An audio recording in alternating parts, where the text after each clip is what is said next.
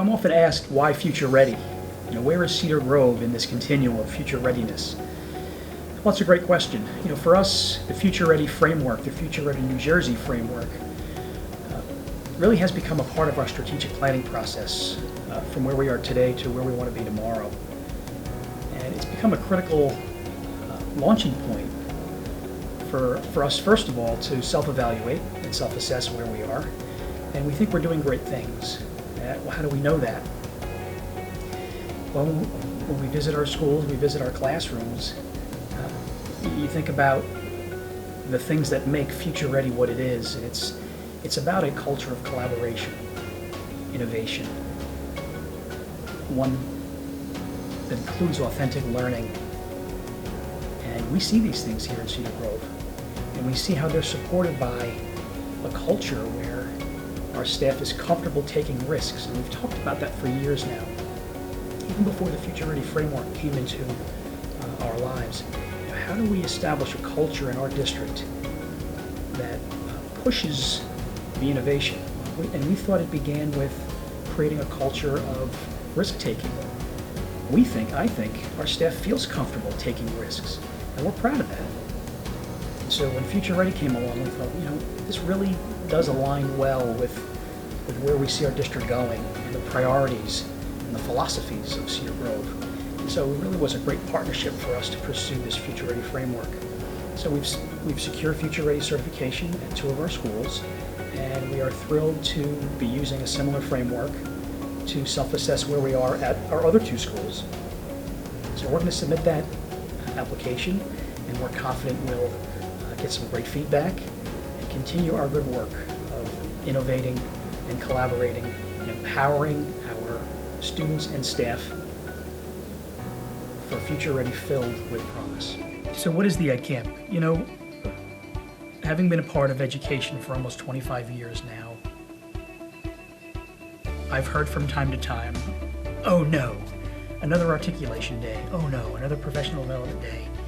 And how disappointing is that when you have your colleagues kind of dreading what should be an exciting opportunity to sort of work on yourself as a professional and to hone your craft to be the best teacher you can be. And so our tech committee brainstorming some different ideas, and the EdCamp model has been out there for a while. And we thought, while we may not adopt a traditional EdCamp format, let's take some of those components of the EdCamp and kind of customize it to us. And so we came up with a modified EdCamp format, and with the idea to really empower our staff, the participants of this EdCamp, to seek programming, to seek topics that work for them, that interest them. So in the process, we came up with about 13 different topics, ranging from Google Classroom to Kahoot with Us to Performance Matters to differentiating science instruction, just to name a few. And we put together, through a survey, some outreach to the district staff, basically asking, who would like to present? Here's our concept. Who would like to present? And what topics do you think you'd like to push out to the rest of the district? And I have to tell you, the staff response was overwhelmingly positive. We had lots of good folks offered to take part and present in the inaugural EdCamp. So right away we got real excited about that. And so that planning started about 9 months ago. So over the summer we kind of narrowed our focus down to the format, the modified EdCamp, and pushed out to the folks this full menu of topics for them to select. So what comes next for us?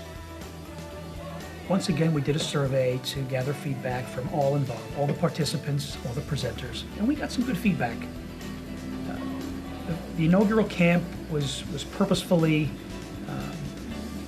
short. I mean, we only had 2 hours to work with, so we had to kind of retrofit the EdCamp concept into that 2-hour window.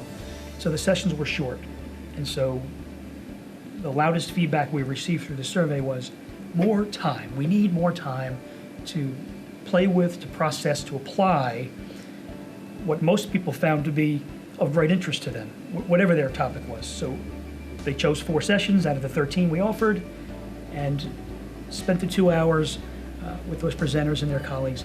And so they were excited and they want more time. So the January 15th EdCamp, taking that feedback, is a work in progress. So we're going to offer a number of short sessions again, maybe a little bit longer. We're going to offer some time, some free time, if you will, to apply some of the things that were learned in the AM sessions. We'll have a nice collegial district-wide lunch. And in the afternoon, same kind of thing. We'll have some mini sessions, maybe a longer session or 2 or 3, and then some time for folks to play, to apply, to collaborate with colleagues to end the day.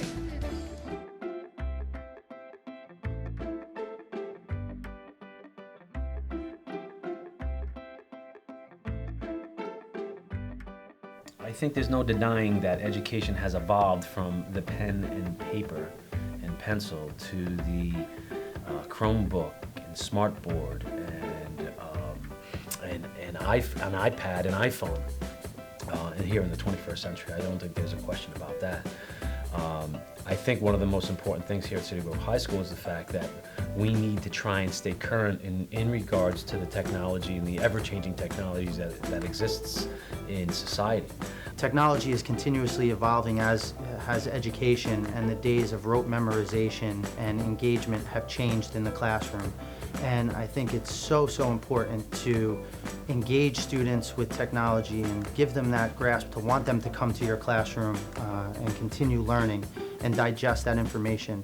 And 21st century learning is so important to bring the real world into the classroom and give students an actual model of what they will have to come as they matriculate further through middle school and into high school. Kids today are born with a different gene. They're born with a computer and a technology gene. They know that technology motivates them and it helps them to learn and it helps them to access information that we don't even think twice about. They just know what to do with it. There's so many different ways that the children are able to use technology now, and so there are different activities that the teacher can use through Google Classroom, for example. They are able to do shared writing or modeled writing, and then those pieces are there, so they're memorialized. Back in the day when we had chalkboards and whiteboards, you would erase those things and they'd be gone forever, whereas now with Google Classroom and the Google Drive, all of our documents that they're working on can continue to be a work in progress, and they can go back and refer to those documents and do other kinds of work with them. There's some great applications available through the Chromebooks. The Google Apps for education, now the G Suite, is an amazing tool. The reason is you can open a word processor. It's called Google Docs instead of like a Microsoft Word. And what Google Docs allows students to do is they can actually work on the same document in real time with one another. It's just, you want to see collaboration at its best. You put 2 students that may not have ever had a chance to really work together, and now they're working on the same project. They're doing research together. They can be in the same room. They don't even have to be in the same room. They could be in opposite rooms. They have a little chat. It's getting students to even become better typers because now they're communicating using a chat. This is how business is going to be done in the future. So it really helps with collaboration. One really good thing about having enough Google Chromebooks for everyone is now we can really utilize the Google Classroom. There's many times where I'm teaching and I'm not sure, did the students really get what I just said? Or did they really get what my objective was for that period, or even during that minute? And what I can do on the Google Classroom is quick shoot out a question. Happened in real time, I send it out, the students get it, they answer it, I get their results immediately back, and I can say, and I can be confident that yes, what I was trying to get across, the objective I was trying to meet was met, or hey, this is something I need to spend a little bit more time on.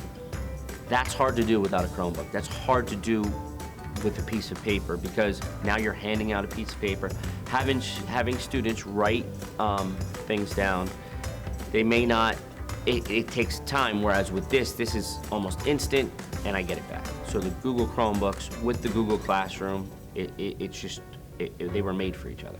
Our jobs as teachers are to inspire our students, and one of the ways that technology can do that is when they see that there is something more than just taking notes out of a book or taking notes from a lecture, that this stuff can actually come to life. Going one-to-one would definitely be a benefit. I, as a member of the technology committee, I have talked to many teachers, and they really keep asking, when are we going to be one-to-one? And I believe that Chromebooks and a one-to-one situation would be absolutely amazing, as long as it's used in a meaningful way. I've definitely been looking into how to get the most out of a one-to-one atmosphere. Not necessarily just getting a book or even a textbook and putting it on a Chromebook, because now really all you have is the same thing, but finding ways to use the Chromebooks to engage more students, to give students more of a choice in what they're learning about. I see it in my classroom a lot, where students have more of a choice on their assignments, and I can get the objective done so much simpler, so much easier, and in a meaningful way. When students can relate directly to the project, they want to learn more. If I have a writing assignment and I let them pick, they can research a topic where something that they're interested in. It really, the quality of the work, the quality of the paper, the quality of the writing just increases. And that's what a one-to-one really does. It gets students more engaged, it gives students more of a choice, and it really, I feel, helps students as a whole in their whole learning experience. So we're progressively seeing more teachers implement Google Classroom and Google Apps for Education. We're flipping our classrooms, and we're seeing teachers experimenting with that. They're continuing more technology and communication from school to home and bridging that gap. For children, it's preparing them for their world. Many of the jobs that they will have don't even exist yet because technology is so rapidly changing. So it is a tool in the classroom that is not only a necessity to prepare them for the future, but it really is there for us to help our children to learn more, to collaborate more, and to access information that will help them to learn better.